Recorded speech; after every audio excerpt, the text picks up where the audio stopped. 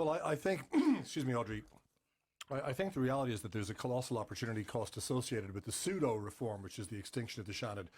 We clearly, and the evidence is all around us, it's all around all those people that are listening tonight in radios that are without jobs, whose children have emigrated, who are struggling to know can they pay the next mortgage payment. It is very obvious that we have had a broken process of government over the last number of years, and in particular the fault lines have emerged in the last 5 years.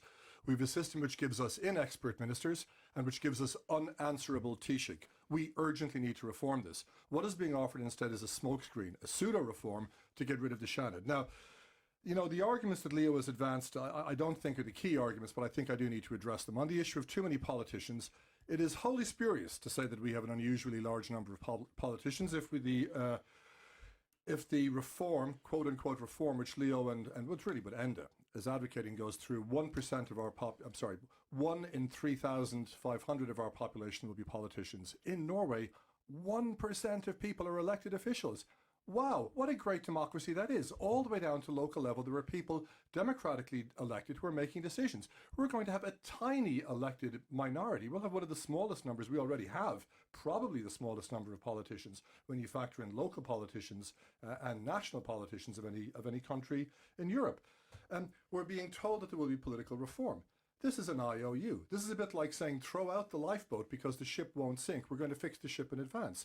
I have no faith in there being substantive political reform here. We're told about these much vaunted committees which Enda is going to bring in.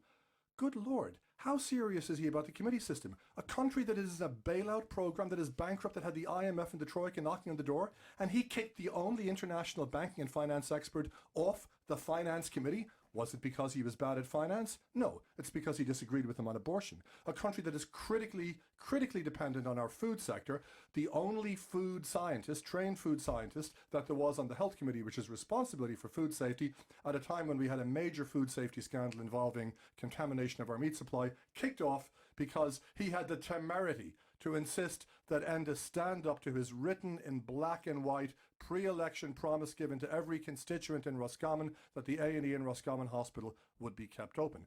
A country that is critically dependent on education of our single biggest asset, which is our human capital. The only PhD educationalist on the Education Committee, Fidel Mahili Eames, kicked off. So I do not have any faith that the replacement for the Seanad will in fact bring in more expertise. And finally, on the cost issue, you're wrong, Leo.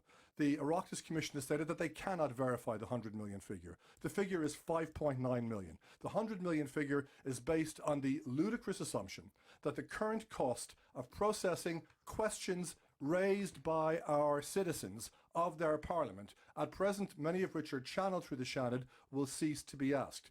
Is it a good idea to have citizens asking for your questions of their government? John Paul Phelan, your own TD, said the 20 million figure was absurd.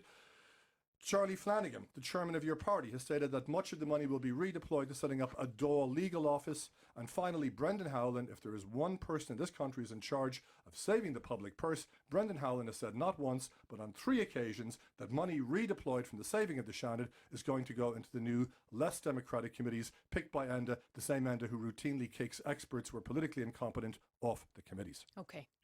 Number of issues politically there, competent, I should say. Leo Varadkar. Just let's deal with that last one.